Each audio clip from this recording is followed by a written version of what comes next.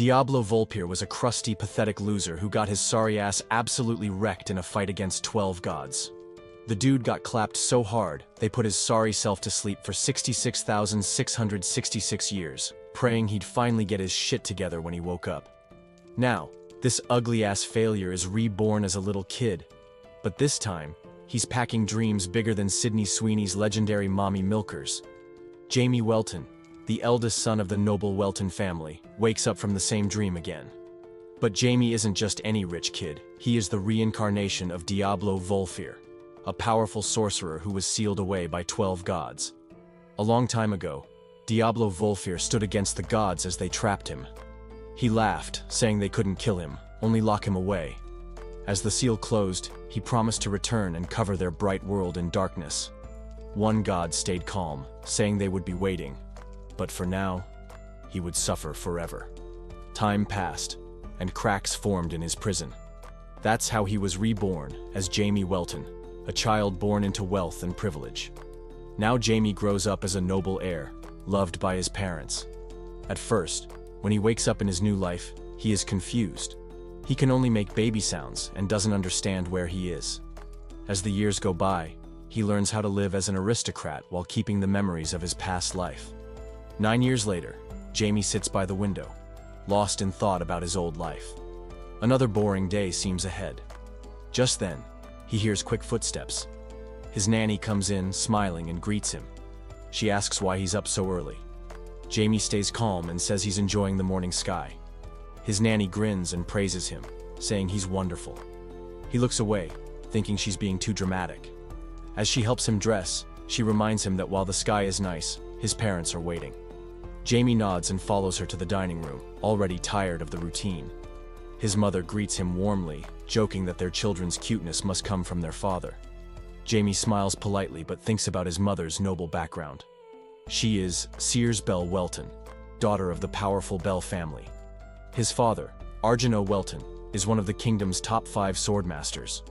Arjano laughs and says the kids take after their mother, pointing to their bright eyes as proof. Jamie looks at his little sister, Sarah, as she playfully feeds him a bite of food. He does the same for her, though it feels pointless. His parents smile happily, but Jamie just wants some peace. After breakfast, he returns to his room and flops onto his pillow. He mutters about how he still can't get used to how sweet his family is. Hugging his pillow, he thinks about checking the private library, but another thought annoys him. His words still don't come out right, like his tongue isn't working properly. Suddenly, a flying eye lands on his head. Jamie grabs it and crushes it, black blood spilling over his fingers. Realizing his powers have returned, he clenches his fists, cursing the 12 gods. He knows their arrogance won't last forever. His thoughts are interrupted when his nanny bursts in, reminding him it's time for reading with his mother. He forces a smile as she calls his name again, saying he's coming. Following her, he thinks pretending to be a sweet little boy is worse than being locked away. At the reading session, Jamie greets his mother and sister with a polite smile, asking about the book. Sears and Sarah, surprised by his sweetness, hug him tightly. Jamie grits his teeth, cursing in his head. Sears starts reading The Great Magician Hines. When she finishes, she asks if they liked the story. Jamie smiles and says he admires Hines and wants to be a magician like him. Sears praises him, saying he's already outsmarted 3 magic teachers. Jamie wonders if she's making fun of him. Then Sears drops a surprise. His father has invited the kingdom's strongest magician to train him. Jamie studies her face and sees she's serious. Forcing another smile, he thanks her for his father's kindness.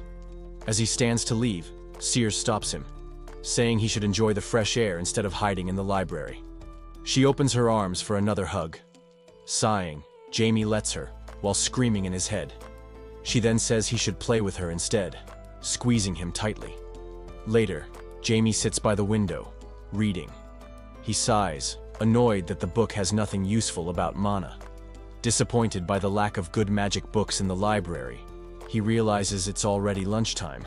Not wanting to be dragged there by his nanny, he hurries to the dining room. On the way, he sees an old man standing near a statue by the dining room entrance. The man comments on how rare the statue is, saying it suits the Welton family. Jamie studies him and instantly senses massive mana flowing from him like a storm. This man is powerful, at least a 7th level magician. Jamie becomes suspicious. How did someone this strong get into the mansion? The old man notices Jamie's reaction and says nothing. Jamie finds this irritating, thinking the man is acting too arrogant. Someone like this should kneel before him, yet he stands there like it's no big deal. Jamie's annoyance turns into anger. Deciding to teach the man a lesson, he prepares to use his magic and make him understand who he's dealing with. The old man, sensing Jamie's incredible power, realizes the rumors about him weren't exaggerated. Amused, he decides to test Jamie by using magic himself. Jamie, seeing the challenge, burns with rage. He mocks the old man in his head for daring to challenge him. Diablo Volfir, the sorcerer who almost destroyed the gods. Jamie tries to hit the old man with magic, but it does nothing. The old man, surprised, comments on Jamie's young age and prepares his own spell. Jamie quickly notices the spell isn't meant for him and doesn't move, which surprises the old man even more. Just then, Argino shows up and blocks the spell, scolding the old man, Marquis Linmel, for going too far. Jamie pretends to be scared, tricking his father into believing he was frightened. Argino angrily questions Marquis Linmel, who only laughs and says he's jealous. The two go to Argino's office, where Argino reminds him that Jamie is his heir. Marquis shrugs, and then asks if Argino truly understands Jamie. Argino becomes suspicious and demands an answer. Marquis then reveals that Jamie's abilities are beyond what anyone expected. Jamie has already trained himself to a 3rd-class magician level, with skills even stronger than a 4th class. Marquis calls him a monster in the making. Argino is shocked as Marquis suggests Jamie could reach the legendary 9th-grade magician level. With a final laugh, the Marquis vanishes, leaving Argino lost in thought. He leans back in his chair, realizing Jamie's potential is far greater than he imagined. Jamie returns to his room, exhausted. His mother worries about him, upset about the Marquis's actions, but Jamie is more frustrated about losing time. He takes off his jewelry and analyzes the Marquis's magic, impressed by its structure. However, he finds himself even more impressed by his father, Argino Welton, finally recognizing his real strength. Just as he chuckles to himself, he hears a voice. Turning around, Jamie sees the Marquis sitting on his bed, grinning. Jamie, startled, falls to the floor and demands to know why he's there. The Marquis laughs, amused by Jamie's reaction. Jamie presses him for an answer, and the Marquis casually says he teleported in. Jamie mutters to himself, realizing his father must have let the Marquis live. He already knew the old man was unusual, but his ability to enter so easily is unsettling. The Marquis smirks and comments on how Jamie respects his father, but acts differently toward him. Jamie coldly replies that family and strangers are not the same. The Marquis laughs, calling Jamie amusing, but then says he wishes Jamie were a bit stronger, making Jamie wonder what he really wants. The Marquis hands Jamie a book and calls it a gift. Jamie recognizes it as a magical memoir and asks why he's giving it to him. The Marquis explains that Jamie's magic is outdated. Though Jamie finds the remark insulting, the Marquis clarifies that the book contains his own original spells, making Jamie the first to read them. Excited, Jamie quickly flips through the pages, eager to learn. As he studies the spells, the Marquis speaks again, his voice fading as he vanishes. He says he has high hopes for Jamie's future, curious to see how strong he will become. Jamie smirks and says he will exceed all expectations. Looking back at the book, Jamie finds a technique that lets a mage absorb all the world's magic through their heart. It is powerful, but it has a strict limit on how much mana can be absorbed. The Marquis's words stay in Jamie's mind as he examines the methods. He sees two major flaws in the technique and realizes surpassing old magic won't be easy. But as Diablo Volfir, he welcomes the challenge. Jamie eagerly flips through the book, realizing the Marquis has given him a new way to look at magic. Determined, he decides to master every spell but knows he needs help. He calls his familiar Black and orders a mana release. Black obeys, its eye glowing as it rises. Watching the reaction, Jamie finds the first flaw, the body's limit on mana absorption. But thanks to Black's soul contract, it can burn extra mana to keep the balance. With this problem solved, Jamie moves to the second issue, his own physical limits. If his heart can only absorb so much, the solution is clear. He must spread the mana throughout his entire body, removing all restrictions. The next morning, the nanny rushes to call Count Arjano, worried about Jamie, who has been sitting still in deep concentration. When Arjano arrives, she points out something strange. Watching Jamie closely, Arjano notices mana swirling around him and realizes his son has learned to control it overnight. He knew the Marquis had given Jamie something, but he never expected him to improve this fast. He tells the nanny to leave Jamie alone, but to keep an eye on him. The nanny assures him she will personally watch over the boy and hopes everything turns out fine. As Arjano walks away, he wonders if Jamie's magic talent comes from his wife's family. Though surprised, he finds himself smiling at the thought of Jamie reaching the 9th level of magic one day. Meanwhile, Jamie finally opens his eyes, feeling both proud and annoyed. He managed to reach the 4th level, but he knows it's not enough. Mana is hard to control, but persistence always pays off. His black familiar, sitting on his head, lets out a small squeak. Jamie sighs, understanding his current limits. There's no point in trying to improve his physical strength at such a young age. The familiar hops onto his shoulder and squeaks again. Jamie smiles, grateful for the little creature's support.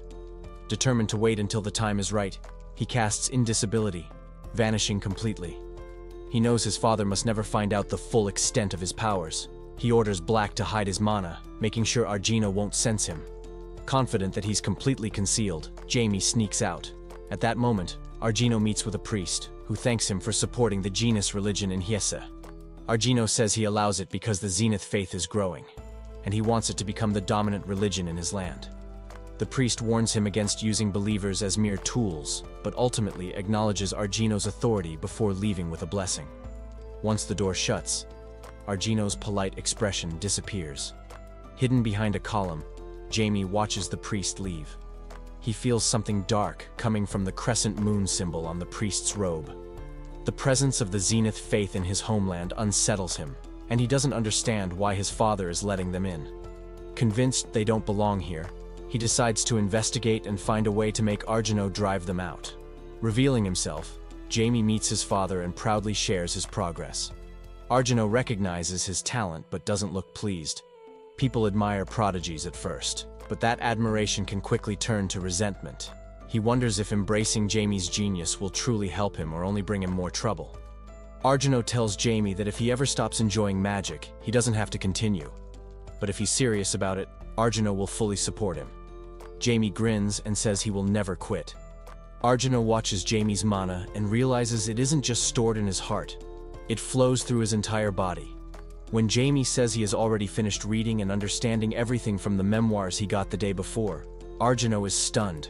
Seeing Jamie's summoned creature, Black, Arjano is more impressed than surprised. After a warm moment with his father, Jamie leaves, feeling overwhelmed by the love from his family. That night, he takes off into the sky with Black to investigate the growing influence of the new religion in his territory. In a dark alley, two criminals, Jance and Philip, talk about their group's human trafficking operation. They worry about what will happen if the Count finds out, but trust their boss when he says they won't get caught. Jamie listens from the shadows until they notice him. Instead of answering their threats, he smirks, interested in their conversation. When they attack, he vanishes and reappears, using his magic to scare them until they spill everything. Disgusted, Jamie forces them to march straight to the Count's estate to confess. Before they can take a step, an attack comes out of nowhere, killing Philip and badly injuring Jance. Jamie turns and sees Han Ni, a sadistic criminal, smirking over their fallen bodies. Jamie heals Jance using dark magic, shocking Han Ni, who then orders his men to capture Jamie. When Jamie refuses, Han Ni unleashes a powerful magical attack, completely burning Jamie's body to ash. But then, a voice whispers in Han Ni's ear. It's Jamie. Han Ni's eyes widen in horror as he realizes he accidentally killed his own ally instead. Desperate, Han Ni fires off a buster spell, but Jamie easily blocks it, showing just how outmatched Han Ni is. Frozen with fear, Han Ni collapses as Jamie asserts his dominance. With dark magic, Jamie tortures Han Ni and his partner before bending Han Ni to his will, forcing him into servitude under his absolute control. Jamie doesn't even entertain Han Ni's weak attempt at manipulation. His old man will figure out the truth from the captured bandits anyway. Han Ni gets to keep his life, but his soul? That's beyond saving. No resurrection trick is going to fix that mess. Jamie considers turning him into an undead, but scraps the idea. Dude's rotting corpse would be too obvious. Instead, Jamie drains him dry, pulling out his mana until his body boils from the inside. The energy is tainted, but Jamie doesn't mind. Power is power. He looks over at Philip and Jance. Even with the mana he shares, they won't last much longer. Dark energy crackles around Jamie as he summons Black. Necromancy is the move here. With a flick of his wrist, he forces them back from the brink, yanking them into undeath. Their screams rip through the night as their bodies twist against the natural order. But once it's over, they drop to their knees, swearing loyalty. Only problem? Thick black smoke rolls off them, something Jamie doesn't expect. Black plops onto Jamie's head, squeaking like it has something to confess. Jamie shoots it an irritated look. The spell goes off fine, so what's the issue? But the dark haze surrounding the bandits is a problem. They can't walk around looking like death itself. Just as Jamie considers scrapping them, Black wobbles, then suddenly latches onto Jamie's cheek with a bite. Jamie barely reacts before Black zooms over to Azard's head, slurping up the black smoke like it's a snack. Jamie watches, unimpressed but intrigued, as Black chews through the corruption, purifying the two undead completely. With the problem solved, Jamie renames them. Jance is now Azard, and Philip is Raiza. He makes them repeat his command, to rebel against death, until they finally snap into full awareness. Their blank stares make it clear they have no idea what just happened. Jamie waits, arms crossed, letting them process. After a long pause, Azard finally speaks up, asking if Jamie really brings him back. Jamie confirms it. Panic flickers in Azard's eyes as he takes in Jamie's small frame, realizing this isn't some ordinary kid. The energy rolling off him isn't human. A memory from his childhood resurfaces, a tale of something that defies reality. Jamie smirks, asking if he looks like a demon lord. Raiza, nervous but stubborn, says Jamie looks human. Jamie clicks his tongue. Wrong answer. He flicks a finger downward, and Raiza's body slams into the ground like a ragdoll. Jamie leans over him, voice calm but firm. That look better not show up again. Raiza, shaking, nods fast. Jamie turns to Azard, who is already nodding before he even speaks. Smart. He thinks about soul subjugation. At the end of the day, it doesn't matter what they think. Their lives aren't theirs anymore. That is dark magic. Then Jamie remembers to clear something up. He isn't a demon lord. Azard, hesitant, asks what he is. Jamie pulls back his hood, a slow smile spreading across his face. Just an ordinary dark magician. One who once tries to kill the gods, and still lives for that purpose. Jamie tells his new guys to keep an eye on the Zenith church and dig up some dirt. He wants them to find someone who knows about human trafficking and make sure that person spills everything to his father. The two bandits nod without a fuss. Once that's handled, Jamie dips. Raiza lets out a breath, glad he's gone, and Azard feels the same. They both know messing around isn't an option, so they get to work. Black starts whining, but Jamie brushes it off, saying the bandits are way too scared to pull anything. Their little mission will let his father wreck the whole slave trade himself. Black, clearly not impressed, chomps on Jamie's cheek. Annoyed but stubborn, Jamie reminds it that one day, this land will be his, so he's not about to let scumbags run wild.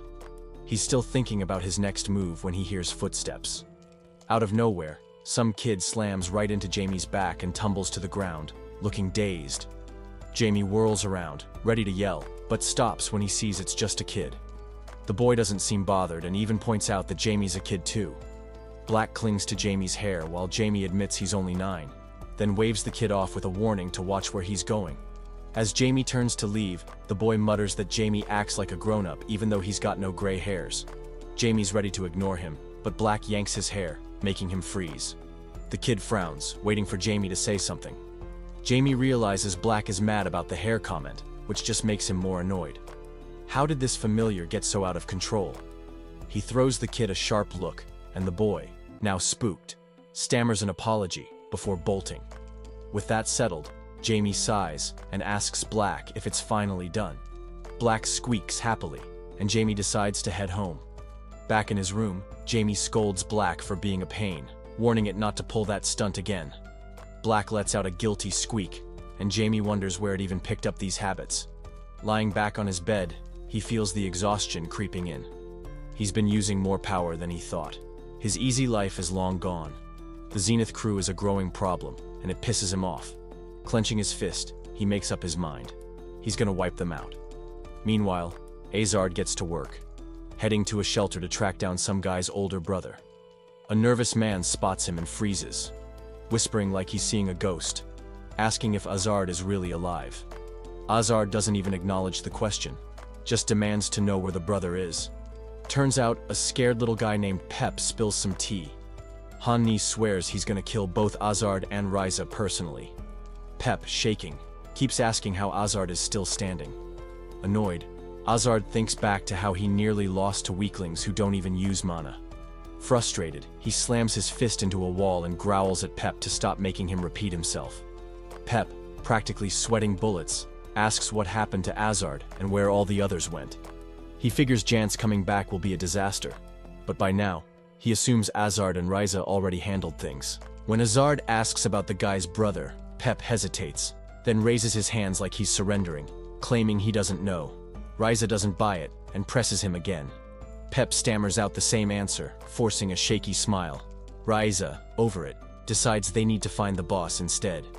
He knows everything about the city and might have something on the Zenith Church.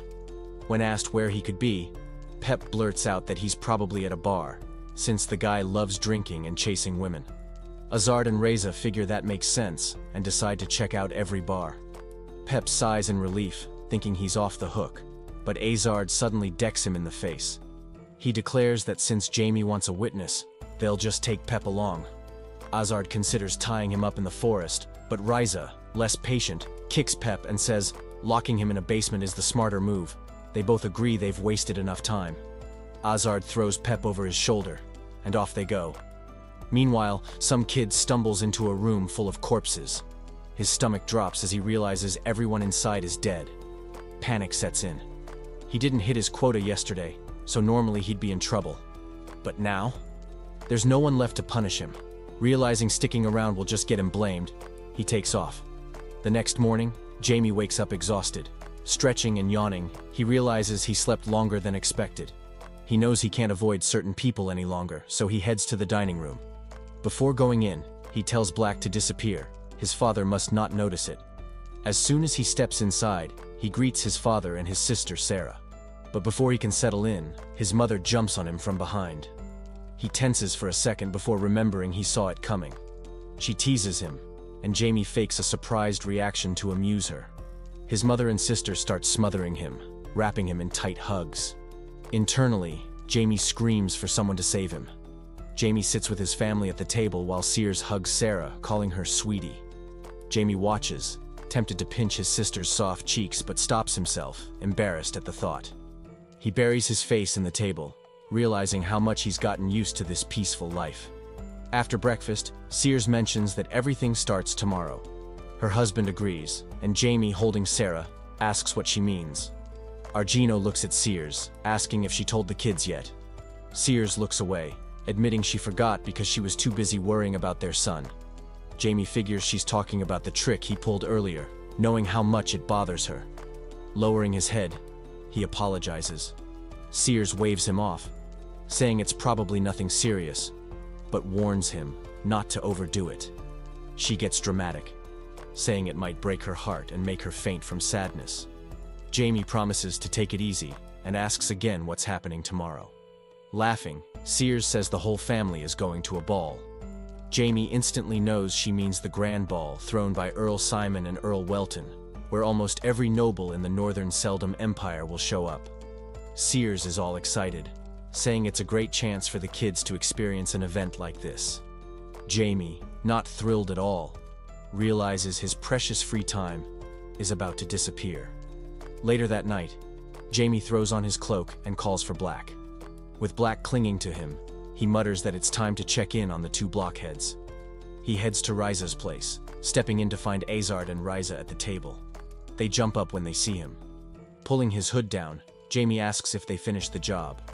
Ryza apologizes, saying they haven't dug up anything on the Zenith religion yet, since it's a new group. Jamie figures even Livel's people wouldn't get much in just a day. Switching topics, he asks about the other errand. Ryza points to a tied-up Pep, offering him up.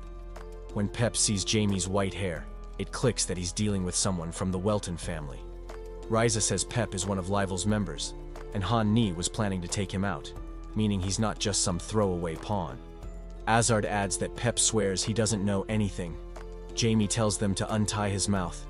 As soon as they do, Pep starts begging for his life, promising to dig up any info Jamie wants. Jamie rolls his eyes and calls him a kid, sending chills through Pep. Jamie tells him he has no reason to kill him but expects him to be useful. Completely shaken by Jamie's power, Pep breaks down crying and swears loyalty, even offering to find his boss. Jamie shuts him up, saying there's only one thing he needs to do. He places a hand on Pep's head and casts a spell, ordering him to go to the Count's estate and spill everything about Laval. Without a second thought, Pep gets up and walks out. Jamie tells Reza and Azard to leave the city and lay low, assuring them that Laval won't catch Pep and that his father will clean up the mess. They don't question him for a second, which makes Jamie ask why they never push back against his orders. They say his words are absolute law. Raiza, reading between the lines, asks if Jamie gave those instructions for a reason. Jamie silently agrees. His father will wipe out Livel, and it's best if his guys stay out of sight while the chaos unfolds. He lets them know he'll be gone for a few days, and tells them to stay quiet until he returns. As Jamie steps out, Raiza chases after him, asking what they've even become. He knows they're dead and beyond saving, but he doesn't want to go back to his old life. He thinks they might be high-rank undead, considering how strong they are.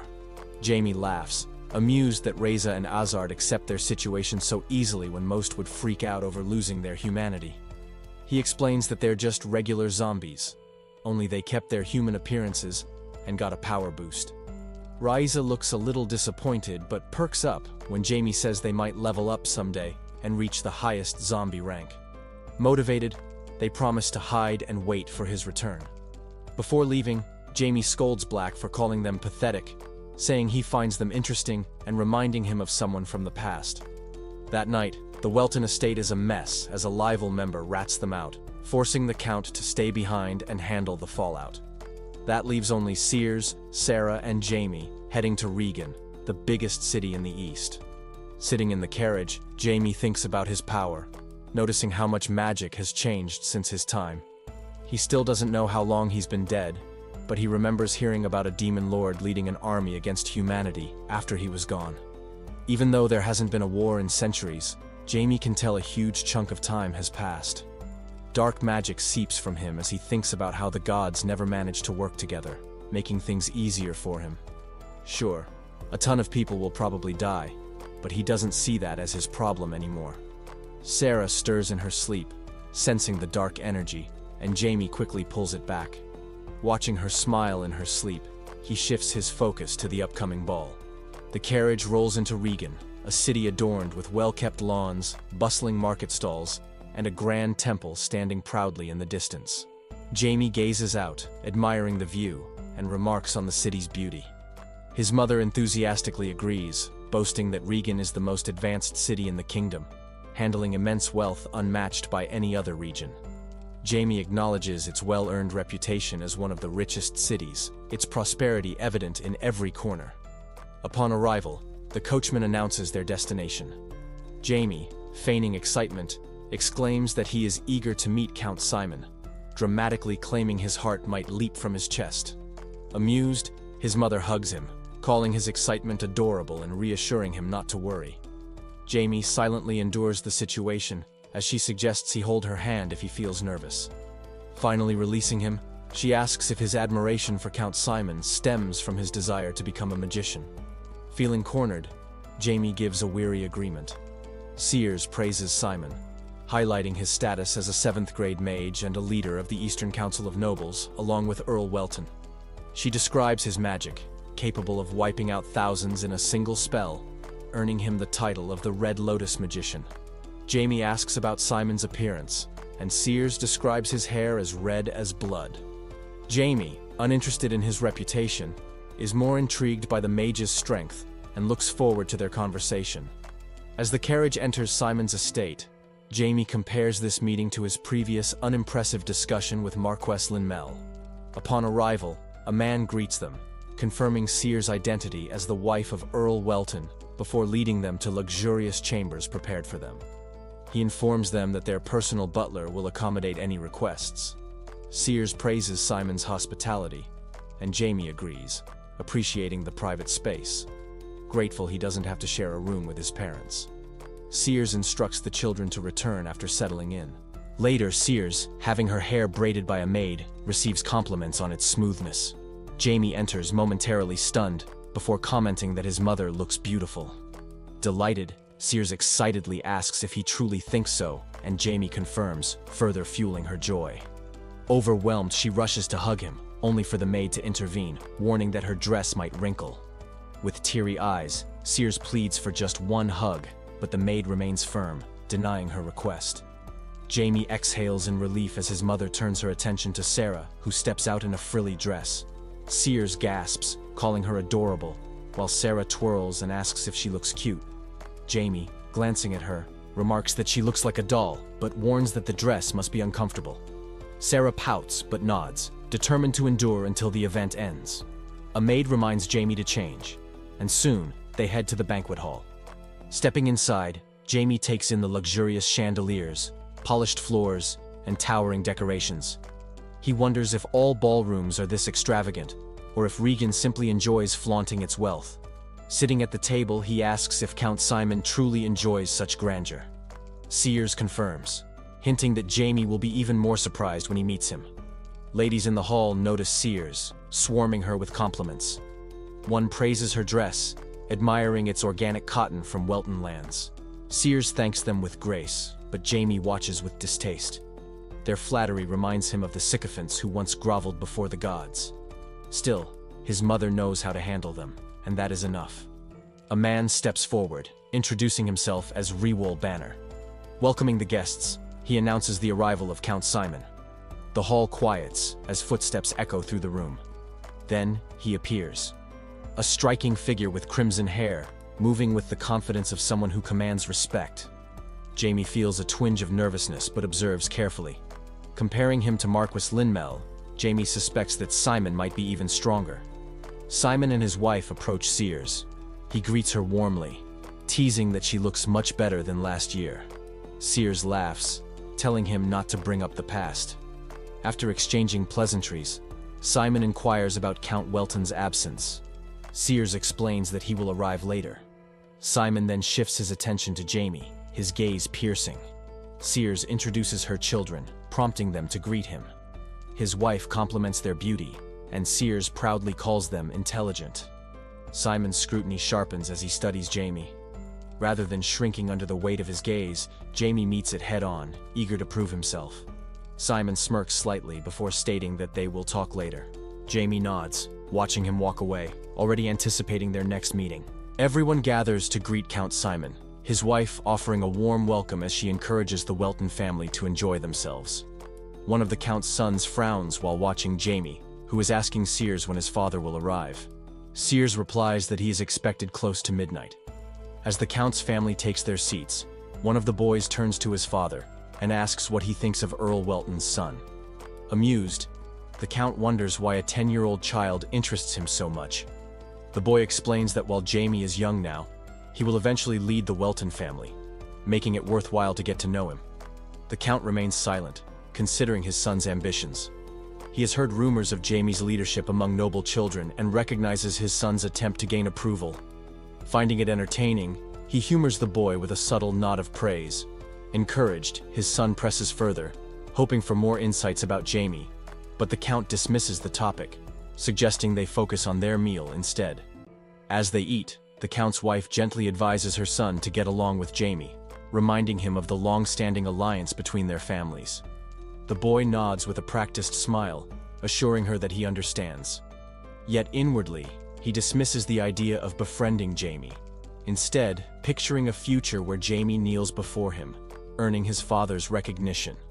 His older brother, silently observing, grins knowingly. The banquet continues, and guests begin rising from their seats.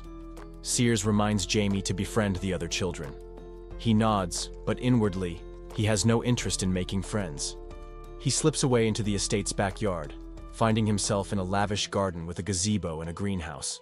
Admiring the beauty of the scenery, he considers how Count Simon's wealth extends beyond magic. A voice interrupts his thoughts. He instinctively channels magic into his weapon, turning to face the intruder, a girl standing behind him. Realizing she poses no threat, he withdraws his weapon just in time. Startled, the girl exclaims at his sudden hostility. Jamie, unfazed, remarks that sneaking up on someone is just as suspicious. The girl calls him rude, but Jamie coolly replies that she should be grateful to be alive. Her expression shifts as she introduces herself as Ash Valle, the eldest daughter of Viscount Valle and a spiritualist. Jamie recognizes spiritualists as rare magicians who form contracts with nature spirits, often securing noble status. Impressed by her abilities at such a young age, he introduces himself as Jamie Welton. Ash hesitates at his name, clearly realizing the weight it carries. Meanwhile, Earl Welton interrogates the leader of Laval, a notorious gang. Disgusted by their involvement in human trafficking, he watches as the man begs for mercy. Unmoved, the Count declares the betrayal unforgivable and orders the leader's execution at dawn. As the prisoners are dragged away, a hooded figure observes from a distance, reporting to his superiors that Plan B must proceed. Jamie strolls through the garden, enjoying the peace, but the sound of footsteps behind him ruins his mood.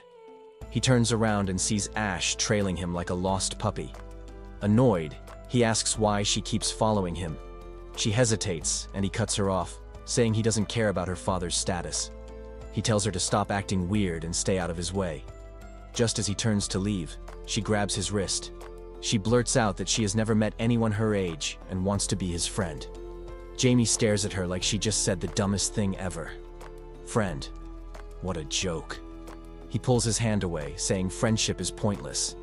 If she wants a friend, she should go find a pet or something. Ash glares at him and calls him the real pest before storming off. Jamie watches her go, irritated. Her words dig up old memories he would rather forget, making him even more annoyed. As he walks, a voice calls out to him. He stops and sees Alf, the red-haired son of Count Simon, walking up with his group of followers. Jamie doesn't care for whatever nonsense they are about to say, so he just gives a short reply. Alf looks surprised, and one of his friends steps up, scolding Jamie for being rude. Jamie doesn't even blink. With a flick of his hand, he casts a silencing spell, shutting them up instantly. Alf freezes, realizing what kind of magic Jamie just used. Smirking, Jamie mocks Alf's little gang, calling them monkeys. Alf, trying to keep his cool, reminds Jamie that he is older, but Jamie just warns that he can silence him too. Alf takes a deep breath and says he isn't here to fight. Instead, he compliments Jamie's magic. Jamie doesn't care and asks who he is supposed to be. Alf looks thrown off for a second before introducing himself and talking about how they are both nobles and should stick together. Jamie sees through the act. Alf doesn't want a friend. He wants power. Alf keeps talking, saying they should work together since they will be important figures in the future. Jamie, tired of the speech, shuts him down, saying he isn't interested. Alf clearly didn't expect to be rejected, and his face twists in anger. He pulls out a magic staff, saying he will crush Jamie's magic and force him to listen. Jamie chuckles. So much for friendly talk. Alf admits he was trying to be nice, but now he will use force. Jamie rolls his eyes, warning that actions have consequences. Alf smashes a magic pearl, creating a barrier around them. His friends gasp as Jamie lifts the silencing spell. One of them sighs in relief, while another looks ready to throw hands. Jamie glances at the barrier, unimpressed. One of Alf's friends threatens him, but Jamie doesn't even react. Alf starts talking about the Welton family, but before he can finish, Jamie moves. Pain shoots through Alf and his crew. Blood drips from their eyes and mouths as they drop to the ground, writhing in agony. Jamie watches with amusement, warning them not to break the barrier unless they want everyone to see them suffer. Their screams echo inside the dome until the spell fades. By the time they recover, Jamie is already gone. One of Alf's friends cries for help, while another groans in pain. Alf, shaking, vomits as he realizes how badly Jamie just humiliated them. He thought he was strong, but Jamie crushed him like an insect. Tears of rage spill down his face. He can't accept this. How can a noble from a sword-fighting family have magic this powerful? Burning with jealousy, Alf swears to destroy Jamie's magic, no matter what it takes. After their encounter with Jamie, Alf and his friends return to the estate. One of his companions nervously questions the wisdom of using a dangerous magical artifact, but Alf silences him, insisting they follow his lead. Suddenly, his younger brother Lennon appears, smirking as he presents another artifact. Lennon explains that no younger brother could stay idle after hearing of his elder sibling's humiliation. Alf is stunned, questioning where Lennon acquired such a dangerous item. Lennon evades the question, handing it over and encouraging Alf to use it against Jamie. Grinning, Alf agrees, caring only about exacting his revenge. Later that evening, Count Welton arrives at the estate and is personally greeted by Count Simon. Welton jokes about the warm reception before they head to the reception hall. As they converse, Welton asks how the event went, leading Simon to mention his encounter with Jamie. Welton, curious, inquires about Simon's opinion of his son. Simon comments on Jamie's sharp wit, noting how much Welton dotes on his children. Welton laughs, admitting that his children are his life. Simon, appearing wistful, remarks that he envies him. Sensing something deeper, Welton asks if Simon's situation remains unchanged, but Simon sidesteps the question and instead praises Jamie's extraordinary abilities. Welton, recognizing Simon's indirect admiration, asks if he considers Jamie exceptionally talented. Simon, growing serious, asserts that talent is an understatement. Jamie is the most gifted individual he has ever seen, possibly the greatest in all of human history. Welton removes his gloves, recalling that Marquis Linmel had expressed a similar sentiment. Intrigued, Simon asks how the Marquis came to know Jamie. Welton explains that he had long recognized Jamie's potential but never considered it extraordinary until he sought Linmel's guidance. However, the Marquis had refused to mentor Jamie. Simon sympathizes, suggesting that Jamie's genius surpasses all expectations and may even lead him to ascend to the legendary 9th rank of magic, a level unheard of in human history. Leaning forward, Welton questions Simon's reasoning, but Simon raises a hand, his expression turning solemn. He speaks of humanity's weakness compared to dragons, high elves, and other powerful beings, lamenting that human magic pales in comparison. However, he ponders what would happen if a 9th-rank magician were to emerge, someone capable of surpassing those superior beings. Simon dreams of humanity becoming the dominant force, unshackled from its current limitations. Welton dismisses his vision as arrogant, but Simon defends his belief, referencing a forgotten history erased from the continent. He speaks of a great calamity 10,000 years ago that wiped out humanity's progress, leaving only remnants of a lost civilization. His dream is to reclaim that past power and ensure humanity never faces extinction again. After a brief silence, Simon suggests that Welton rest, as the night has grown late. Welton agrees and retires, while Jamie sleeps soundly in his room. Quietly, his father approaches, burdened by the weight of expectations placed upon Jamie. As a father, he resolves to support him, hoping that Jamie will grow into a fair and just man. The next morning, everyone gathers in the banquet hall. Jamie, seated at the table, reflects on his father's troubled expression from the previous night.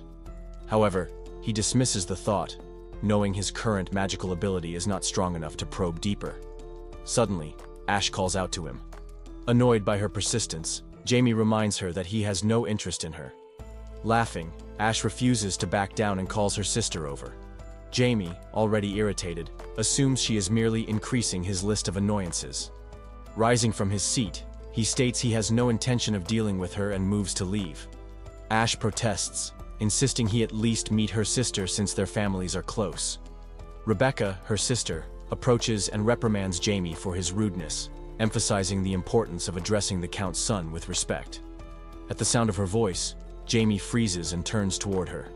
Ash teases him, suggesting he has a crush on Rebecca, boasting about her sister's beauty.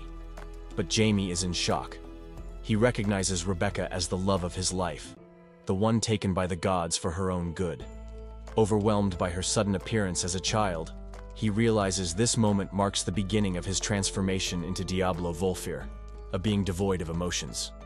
As Jamie grapples with his thoughts, Alf approaches from the side, eyes burning with fury. Spotting Jamie, he declares with seething rage that Jamie is dead. Jamie calls Rebecca by the name Jane, shocking both of them as they stare at each other in disbelief. Ash watches in confusion, wondering if Jamie has fallen for her sister. Alf smirks at Jamie, claiming he has finally found him, then immediately turns hostile. He summons a fiery attack, demanding Jamie call him boss. Rebecca rushes to protect Ash, but Jamie steps forward, ordering everyone to stay back. The flames dissipate instantly, leaving Alf clutching a now useless artifact, stunned that his attack has failed. The entire room watches in shock as they realize Jamie just nullified a 6th-class Phoenix race flame, a powerful magic created by Alf's father. Rebecca holds a terrified Ash, while Jamie glares at Alf, ice forming from his outstretched hand. Alf panics as the ice spreads over his shoulder and head, leaving only one eye visible as he lets out a desperate scream. Jamie continues his spell, his intent clear, but suddenly a hand appears before his face. Count Argino stands behind him, stopping the attack. Rebecca and Ash clutch each other, worried. Argino remains firm, and Jamie finally closes his eyes, drained. Argino kneels and holds Jamie, while Count Simon watches from a distance, deep in thought. Argino recalls seeing the fight and believing it was just a childish argument until he saw Alf frozen in ice.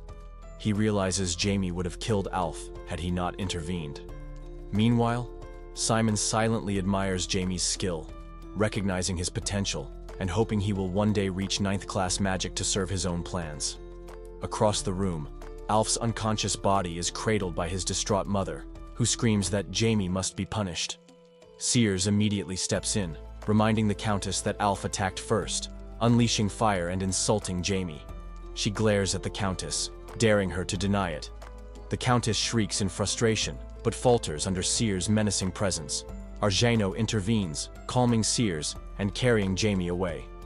Meanwhile, Countess Simon sits in disbelief, holding Alf while receiving judgmental stares from the crowd. She turns to her husband for support, expecting him to defend their son. However, Simon acknowledges Alf's wrongdoing instead. He then formally apologizes to Sears, much to his wife's horror. The gathered nobles observe the unfolding tension. The Countess, humiliated, agrees to leave. Simon, addressing the hall, declares the event over and asks everyone to rest. The guests disperse, leaving the ballroom empty. As the Countess watches Simon calmly escort the guests out, she finally breaks down, screaming that Alf is their son. Simon glares at her and sharply orders her to take Alf and leave. Stunned by his harsh tone, she falls silent and obeys. That night, in the city of Regan, the moon casts light over the estate. Inside a dimly lit room, Count Simon's displeased voice fills the air. He questions Alf about his reckless actions, making it clear how disastrous they could have been. Alf trembles under his father's gaze, his fear evident. The Count presses on, acknowledging Jamie's arrogance but demanding to know where Alf got the Phoenix artifact. Alf hesitates, terrified, his eyes widening as his father's tone grows sharper. Finally, he stammers a single name: Lennon. Nearby, Lennon, a red-haired teenager, stands at the open door of his father's office, watching the scene with a frown. Disgusted by his brother's cowardice, he mentally berates Alf for exposing him so easily. Deciding to play innocent, Lennon steps forward, masking his emotions with a smile. Simon turns to Lennon, demanding confirmation. Lennon casually admits that he gave Alf the artifact. Simon, narrowing his eyes, asks why. Lennon, feigning thoughtfulness, claims he merely wanted to help his brother because he knew Alf would lose to Jamie. Before he can continue his excuse, Simon cuts him off, stating that his real motive is manipulation. Lennon freezes, caught off guard as his father sees through him completely. Count Simon stands in front of his sons, face dark like a storm ready to break. He ain't wasting time. He looks straight at Lennon and tells him he ain't fooling nobody. He wasn't trying to help Alf, just pulling strings to use him like a puppet. Lennon stiffens, caught off guard. He thought he played it smooth, but somehow, his father saw right through him. Alf, standing a little ways off, watches his younger brother, his face twisted with doubt. He doesn't know what to think, but Simon, he looks done. He shakes his head like he's already given up on both of them. That stings. Hard. But Simon keeps going. He lays it out plain. They ain't got the skills, the smarts, or the strength he respects. If they want his attention, they gotta earn it. No more excuses, no more hiding behind the family name. Tomorrow, both of them gotta go find Jamie and make things right. He don't care how they feel about it. Without another word, he turns on his heel and walks out, door slamming behind him like a final judgment. Alf scratches his head and side-eyes Lennon. He asks if he's really gonna say sorry, but Lennon, he just stands there, fists clenched, his father's words burning in his ears. He ain't about to grovel. If proving himself is what it takes, he's gonna do it his way. A slow, cold grin creeps across his face. He's got plans. Meanwhile, Sears sits beside Jamie, watching him sleep. Her heart is heavy. Her son looks peaceful now, but what led up to this moment was anything but. She still can't wrap her head around it. What could have pushed Jamie so far that he actually tried to kill Alf? At first, she thought it was just kids being reckless, but now she knows better. That artifact was no joke. If it had worked the way it was supposed to, the damage would have been beyond fixing. Her hands curl into fists. She ain't the type to let things slide. Alf's getting off too easy. If Simon thinks one apology is enough, he's wrong. If justice won't come through the usual ways, she'll take it into her own hands. Then, she exhales sharply and presses her hands against her face. Her thoughts are getting too dark. Before she can sink deeper, Argino steps up, his hand firm on her shoulder. He sees the storm in her eyes and asks if she's holding up. She stays quiet for a moment before saying there's nothing to be upset about. Argino ain't buying it. He asks her straight, what does she want him to do? She reminds him how he stopped her from acting earlier. He says he just didn't want things getting worse. She sighs. Simon already apologized, and she knows dragging this out could start something nasty between the East and the West. Argino nods, mentioning how Alf looked ready to throw up when Simon laid into him. She lets out a tired chuckle. Maybe that was punishment enough. They leave Jamie to rest, but Jamie ain't resting. He stirs under the blankets, eyes blinking open. He gets why his parents are worried, but deep down, he knows he messed up. He lost control. He pushes himself up, heart heavy with old memories. Jane, the one he lost. Rebecca, the girl who carries Jane's soul, unaware of the past they share. He wonders what kind of twisted joke fate is playing. She don't remember a damn thing, while he can't forget. A small weight presses against his side. Black, his tiny companion, squeals and nuzzles into him. He forces a faint smile and rubs the creature's head. He tries to shake off the past, but Jane's final moments creep back in. Her blood, her pain, her eyes locking onto his one last time. His fists tighten. He has to see Rebecca again. Far from the estate, in a candlelit chamber, a man in dark robes fastens a message to a dove's leg. The note carries a truth that's about to shake the world. Jamie, firstborn of Earl Welton, ain't just some rich kid. He's a 9-year-old magical genius. The man steps outside as the first morning light creeps over the horizon. He releases not one, but several doves, each carrying the same message. The world is about to change. Back at the estate, Jamie walks the garden path, deep in thought. Black rides on his shoulder, chirping happily, like it actually understands his mood. Jamie hums, half amused. This place is finally quiet now that the guests are gone. But his work ain't done yet. He still has to see Rebecca. Then, he stops cold. He hears something. Raindrops. But the sky is clear. His pulse picks up. His senses sharpen. Mana stretching outward as he searches for the source. His body protests, still weak. But he pushes forward and he finds her. Rebecca stands in front of a shimmering, water-like figure. Undine, a spirit of water. The creature hovers as Rebecca balances a floating sphere of liquid in her hands. She turns, sensing his presence. Her eyes widen. She rushes toward him, concerned. But Jamie barely registers her words. He nods, brushing off his exhaustion. Rebecca formally introduces herself as a water elementalist.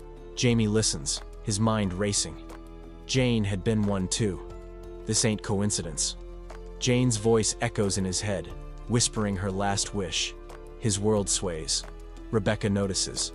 She watches him carefully. Jamie keeps his mouth shut, lost in his own head, while Rebecca walks up and wraps her arms around him, telling him everything is gonna be fine. He wonders if this warmth is just some old memory messing with him. But whatever, he takes it for now. Sitting by the water, Rebecca asks if he feels better. Jamie gives her a nod, and she grins, saying her dad always tells her that sharing struggles makes them easier to handle.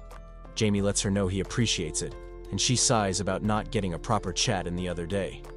Jamie shrugs it off, and Rebecca presses him, asking if he actually means it. Looking at that bright smile of hers, Jamie thinks she seems like a whole different person, maybe in a good way. Curious, he brings up the rumors about her family's tradition of contracting air spirits. Rebecca admits that even though she has a strong connection to spirits, they always reject her. But one day, the water spirit Undine appears and declares that it is her destiny to form a contract. Without asking her father, she impulsively agrees. Jamie realizes that the Spirit King must have known all along. A contract with a Spirit King is a soul-binding agreement, meaning that when Jane's soul is reborn in Rebecca's body, the Spirit King immediately recognizes her. Jamie asks if her father gets mad, but Rebecca says he is only mildly upset. Jamie reassures her, pointing out how special the contract is. He notes how rare it is for an elemental to willingly offer such a bond. And even though she fails to contract the spirit of air, being chosen by a water elemental is an incredible honor. He encourages her to believe in herself, leaving Rebecca surprised and touched by his words. She thanks him with a smile. Jamie stands up, expressing gratitude for the time spent together, but mentioning that he has to leave. Rebecca watches him go, wishing they could have talked longer. She finds herself blushing, confused by the emotions stirring within her. Meanwhile, Jamie walks back toward the estate, wondering if he has been too formal. Black squeaks at him, making Jamie ask whether kids normally talk the way he does. He admits it is hard to talk to Rebecca like a kid since she seems so mature. Black keeps squeaking, and Jamie irritably tells him to shut up. Back at the estate, Jamie gets approached by Alf and the Simon brothers. Alf hesitantly apologizes, and Jamie immediately realizes their father must have forced him to do it. Smirking, Jamie remarks that the situation is clear. Turning to Lennon, he asks why he is even here. Alf explains that Lennon comes with him, and Jamie mocks Alf for being too scared to apologize alone. Lennon admits he is the one who gave Alf the artifact. Jamie's anger flares as he accuses them of plotting to kill him. Jamie asks for Lennon's full name. Watching his aura, Jamie realizes Lennon is way more talented than Alf, but still considered not good enough by Count Simon. Lennon casually says it is lucky nothing bad happens and asks if they can leave now. Jamie, irritated by his arrogance, decides he cannot let Lennon walk away without consequences. With a sigh, he comments on how tough the inheritance struggle is. Alf demands to know what he means, but Jamie ignores him and instead asks Lennon if his guess is right. Lennon, scared, stays silent. Jamie places a hand on Lennon's shoulder and tells him he has to face the consequences of his actions. Before Lennon can react, Jamie casts an illusion, wrapping him in darkness. A chilling cold creeps over Lennon as he kneels, overwhelmed by fear. A voice echoes, warning him that this is his last chance. As the darkness fades, Lennon realizes it is an illusion, but the terror stays. He clutches his head, sobbing, while Alf calls out in concern. Trembling, Lennon understands the severity of his situation and lowers his head, begging for forgiveness. The day of departure finally hits, and Jamie couldn't be more relieved to head home, even if it means getting crushed in one of his mother's bone-breaking hugs. Count Simon steps up, saying it's a shame they didn't get to talk much. Jamie just sighs, dead tired but well aware that people in the magical world are starting to keep tabs on him. The Count chuckles, clearly impressed. Jamie brings up Lennon, mentioning how he gave him a well-deserved lesson. The Count admits Lennon's been acting different, but waves off his abilities. Jamie calls him out, saying Lennon's got real potential. He just gets crushed under the pressure. The Count looks thrown, wondering if he's been sleeping on Alf too. But before he can ask anything else, Jamie gets called away and just waves him off. The Count watches him go, mumbling that everything's playing out exactly as expected. Time skips ahead, and Jamie meets up with Reza and Azard in a forest clearing. They report that the Zenith Church has been flexing hard in Hisa, winning over the people with charity moves and running an orphanage. This all started after Count Welton wiped out the rebel gang. Jamie isn't buying it though. He knows Zenith thrives on chaos, and this whole Saint Act reeks of something shady. He orders them to dig deeper. He's convinced there's more going on beneath the surface. Meanwhile, at the Zenith Church's shelter, Ricky, a former street rat, feels nothing but gratitude. He and his blind sister Anna got ditched by their parents and had to claw their way through life, with Ricky doing whatever it took to keep them alive. The church swooped in, giving them a second shot.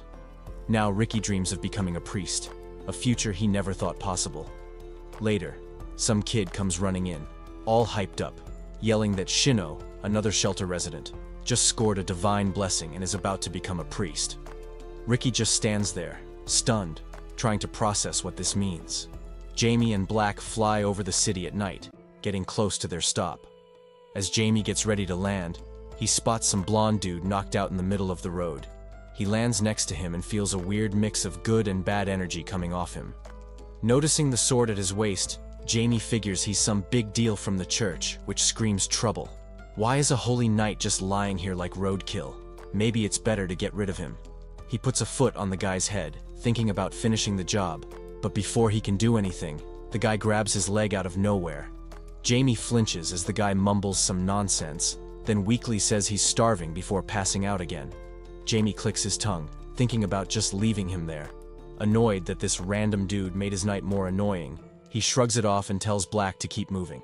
Next morning, Jamie walks into breakfast, only to see the same blonde guy chilling at the table, munching on a bun like he owns the place. Jamie forces a smile, but inside, he's already done with this. Why is this guy eating with his family like they're best friends? The dude happily introduces himself, saying he's lucky to have met Jamie because he would have starved to death if the Count's men hadn't found him. The Count clears his throat, saying it was the guards who saved him, not him. The knight just nods, saying since the guards work under the Count, it still counts as his favor. The Count laughs, shaking his head, asking if it's normal for a holy knight to almost starve like a stray dog. The knight shrugs, saying yeah, they can handle hunger better than most, but at the end of the day, they still gotta eat. Jamie, not loving how friendly everyone's being, focuses on feeding his little sister some strawberries. The Count then asks if the knight serves the Church of Pyro. The guy nods, saying he follows Pyro, the goddess of mercy and punishment. The Count glances at Sears, raising a brow. Sears, clearly surprised, says she wasn't expecting that. The knight, confused, asks if that's a problem. Sears asks if he's heard of Bishop Saphira. The knight frowns, asking if she means someone from Afton. Sears corrects him, saying she's talking about someone from the Bell family. The knight freezes, then suddenly stands up, kneels before her, and bows deep. Jamie stares, completely lost. He knows the Pyro Church is based in Afton, which is Bell family territory, but this level of respect is over the top. A knight bowing like that could only mean Sears is at least a bishop. He looks to his parents for answers, but his dad just laughs it off, saying it's a long story for another day. Jamie rolls his eyes, muttering how great this is. His sister waves at him, giggling that he looks cute when he's mad. Jamie clenches his jaw, realizing that if the Bell family and the Pyro Church are this tight, it might mess with his future plans. Later, the Count and the knight move to the living room. The Count asks why a holy knight is even in the eastern region since the Pyro Church has no business there. Is the church trying to expand? The knight quickly shakes his head, saying he's actually chasing someone and ended up here by accident. The Count narrows his eyes, asking who he's after. The knight hesitates, then admits he's tracking down some sicko making chimeras through nasty experiments. The Count's face darkens. He asks if this chimera maker is in Hisa. He presses harder, demanding a name. But the knight apologizes, saying that info is top secret, only known to a few in the church. But if the Count helps, he's willing to share. The Count leans back, thinking it over.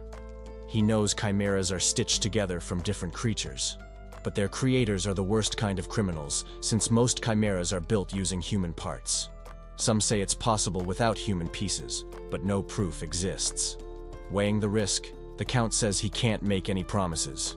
But since his family has strong ties with the Pyro Church, he can't ignore the situation. The knight, relieved, asks if that means he'll help. The Count nods. The knight practically jumps out of his seat, thanking him over and over. The Count tells him to chill, and then asks why the church isn't asking the kingdom for help. The knight sighs, saying sure, the kingdom would probably help, but that would make the church look weak. Then he drops a bomb. Over 10 goddess knights have already been kidnapped. The Count's face hardens. The knight keeps going, saying the chimeras being made aren't just monsters, they're being stuffed with divine energy. Meanwhile, Jamie walks through the garden, thinking about how much he's started to enjoy tea. He reaches the gazebo, where his mother waves him over and pours him a cup. She smirks, already knowing what's on his mind. Jamie sips his tea, still confused, and finally asks why the knight bowed to her like she was royalty. His mother, calm as ever, tells him the truth. His great-grandfather, a man he's never met, is seen as the savior of the Pyro Church. Jamie sits there, mind blown, realizing his family's ties to the church run deeper than he ever imagined. Sears recounts a past event when an important relic was stolen from the Pyro Church. Her grandfather played a key role in stopping the Demon King's followers from using it to summon their lord at the Portsmouth Garden. Though the summoning attempt failed, her grandfather died in the process. As recognition for his sacrifice, the Pyro Church awarded their family the title of Archbishop and ensured the family head would hold a bishop's rank for 100 years. Jamie contemplates Sears's sadness, suspecting she was close to her grandfather. He deems the bishop rank a foolish reward, but acknowledges its significance due to the relic's importance. A cunning idea forms in his mind, and he smirks, laughing to himself until Sears interrupts his thoughts. He quickly masks his expression and warmly responds when she offers him more tea. That evening, during a family gathering, it is announced that Shino, Jamie's younger brother, has been chosen by their father, Zenith, to leave home and begin his journey. The group congratulates and blesses him. Ricky, relieved, believes Shino is finally heading to the main church. Later, as Shino departs in a carriage, he expresses gratitude to Ricky and Anna for seeing him off. He admits he hadn't expected the chance to say goodbye and thanks them for their support. Ricky reassures him, mentioning he too will leave soon, so Shino won't be alone for long. Smiling, Shino promises not to cry and vows to wait for them. As the journey progresses, the carriage stops at an unfamiliar location. The priest accompanying Shino informs him that they have arrived. Confused, Shino questions whether this is truly the main church, as the journey was too short. His unease grows when the priest activates a hidden mechanism, revealing a concealed passage. The priest instructs him to follow, leading him into an underground chamber. As Shino hesitates, he notices a mutilated human hand emerging from an open door. Horrified, he rushes to the priest, alerting him to the terrifying sight. The priest calmly removes his hood and addresses a figure as bishop, revealing Shino as the one they had brought. Trembling, Shino realizes he is in danger and pleads for an explanation. The bishop, speaking in a sinister tone, reassures Shino that he has been chosen. Shino sobs, questioning why he is trapped in such a nightmarish place. The bishop calls it their utopia and expresses curiosity about what a pure, innocent child like Shino will become. The door suddenly opens, and a grotesque figure with unnatural growths on his body enters. The figure, pleased, declares that Shino is a worthy subject for experimentation and will become a beautiful chimera. As the figure reaches out for him, Shino's fate seems sealed. Meanwhile, in the Hisa territory of Count Welton, Jamie leads a knight through Belbart Street, the largest in the region. Jamie reflects on a difficult time when he was starving there. The knight, noting Jamie's sharp memory and stamina for a 9-year-old, considers him capable of excelling in high-ranking positions. Jamie, however, is frustrated, remembering how Argino had suggested he give the knight a tour over tea that morning. Annoyed, he had broken his teacup in protest. Now, walking with an irritated expression, he curses his misfortune, convinced someone has jinxed him. The knight, unaware of Jamie's inner thoughts, thanks him for the tour. Jamie, pretending to enjoy the outing, declines the knight's offer to return, and instead asks about his conversation with Jamie's father the previous day.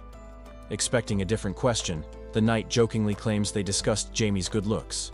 Irritated, Jamie dismisses the lie, prompting the knight to admit that their conversation was about Jamie but refuses to disclose details. Suspicious, Jamie wonders if something significant is happening in Hisa, and suspects the tour was meant to distract him. Ignoring the knight's attempts to lighten the mood, Jamie abruptly declares that there is one last place he wants to visit: the Zenith Church in Hise. Upon arrival, Ricky is sweeping the church entrance when he notices Jamie approaching. The knight comments on the church's appearance while Ricky, recognizing Jamie, exclaims that he remembers him as the black-haired boy. Jamie, however, feigns ignorance, pretending it is their first meeting. Internally, he realizes his hair dye hasn't fully concealed his identity. Ricky, confused, questions Jamie's behavior. Before he can press further, a carriage suddenly speeds toward them. Ricky, alarmed, runs to Jamie and asks about his hair, distracted momentarily before noticing the oncoming danger. The coachman frantically yells for Ricky to move as the horses rear up, attempting to stop. Jamie's swift magical intervention saves Ricky from being trampled by a runaway carriage, shocking both the knight and Ricky himself. Ricky, overwhelmed with gratitude, clings to Jamie, who grows irritated at his excessive appreciation. The knight marvels at Jamie's immense magical power despite being only 9 years old, and reflects that Jamie will soon become an unstoppable force. Dismissing Ricky's dramatic reactions, Jamie insists they continue toward the Zenith Church. The knight agrees, though he finds Jamie's demeanor unsettling. Ricky, relieved by the coincidence, offers to guide them, revealing that the church serves as a shelter for homeless children like him. An old woman soon approaches, inquiring about Ricky and his companions. Upon learning that Ricky was saved from certain death, she thanks Jamie and the knight. The knight, ever humble, attributes their actions to his duties as a servant of Pyro, while Jamie remains uncomfortable with the attention. The old woman, startled by Jamie's presence, recognizes him as the son of the local ruler due to his distinctive emerald hair. Jamie immediately finds her reaction suspicious. If she were truly from Hisa, she should have known who he was at first glance. The old woman then asks if they have come to return Ricky home, but the knight clarifies that they are there to investigate the Zenith Church's activities. Seizing the opportunity, she invites them inside, suggesting Ricky give Jamie a tour. Jamie's suspicions deepen. Why separate them? Worried she might harm Ricky, he warns the boy that skipping dinner with his parents would be unwise. The knight plays along, reassuring Ricky they will see him later. Feeling awkward yet eager, Ricky begins showing Jamie around, explaining that the place is an orphanage. Jamie, unimpressed by formalities, tells Ricky to drop the act and speak to him as he did before. Ricky, delighted, eagerly continues the tour. As they walk, Ricky reveals he lives with his sister, assuming Jamie wanted to know. Jamie, uninterested, denies caring. Ricky introduces Jamie to his blind sister, Anna, referring to him as his friend, something Jamie internally disputes. As Anna rises to greet him, Jamie is stunned. He senses immense divine power radiating from her, particularly concentrated in her eyes. Ricky explains that Anna's blindness stems from her overwhelming holy essence. When she awakens her power, her divine eyes will unveil the true nature of the world. Jamie immediately recognizes the potential threat she poses to him in the future. He briefly considers killing her but dismisses the thought. If he can sense her essence, so can high-ranking priests. The risk is too great. Ricky, oblivious to Jamie's turmoil, suddenly teases him, asking if he has fallen for his sister. Jamie, completely thrown off, hastily denies it, calling Ricky ridiculous. Anna, unimpressed, smacks her brother on the head with a book and requests his help with something. The trio sits together as Ricky assists her with a story she is reading. Jamie watches them interact, deep in thought. He contemplates the nature of Anna's power and wonders about its origin. As Ricky explains the story to Anna, Jamie decides he needs to keep an eye on them both. Feeling it is time to leave, Jamie rises, prompting Ricky to ask if he is heading to the restroom. Jamie, annoyed, clarifies that he is leaving entirely. Ricky insists on walking him out and promises Anna he will return soon. As they walk, Ricky asks if Jamie will visit them again. Jamie, unfazed, questions why he would even consider coming back. Ricky, confused, wonders if Jamie is joking. Jamie dismisses his thoughts, and Ricky begins talking about his aspirations. Initially content staying close to his sister, his time at the orphanage changed his perspective. Now, he dreams of being chosen by God Zenith and becoming a priest. He shares that a friend from the orphanage was chosen the day before and sent to the main church, expressing jealousy. Jamie, startled by Ricky's casual remark, stiffens. He processes Ricky's words carefully, piecing together fragments of information about the church, human trafficking, and the supposed chosen ones. The realization hits him like a hammer. Something is deeply wrong. With urgency in his voice, Jamie questions Ricky about his past. Ricky, confused, answers that he lived on the streets. Jamie presses further, demanding to know where Ricky was before that.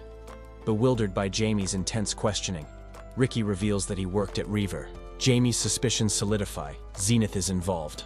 The knight bows, saying he enjoyed the talk. The old woman nods and offers to guide him to the young master since he's heading out.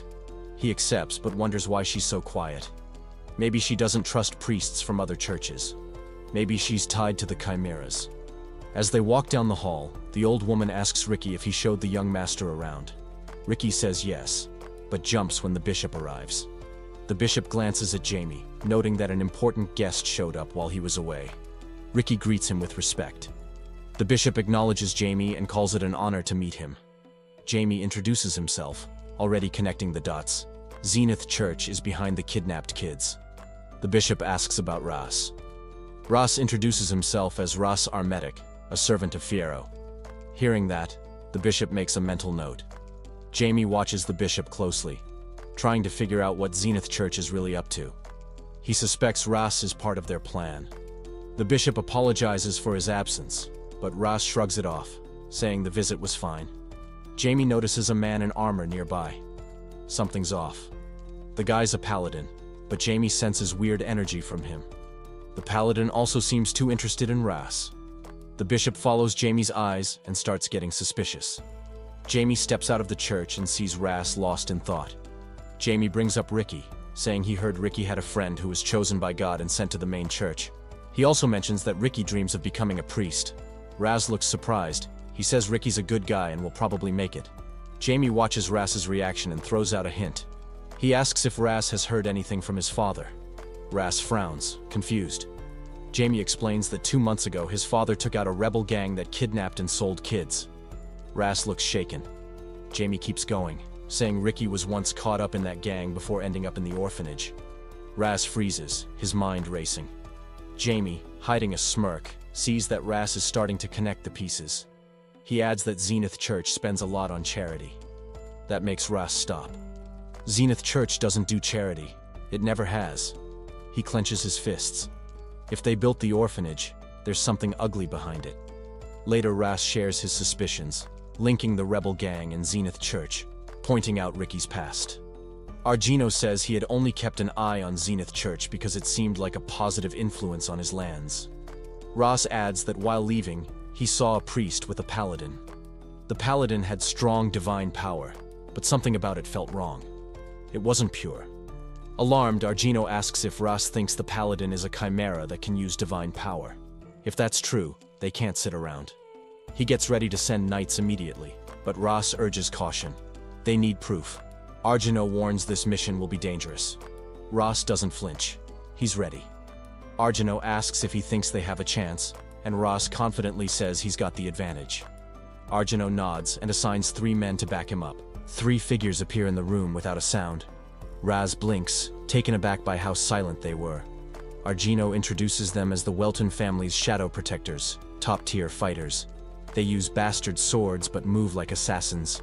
Ras eyes them and wonders if they're really knights. Argino confirms they are. Ras thanks him and vows to uncover the truth.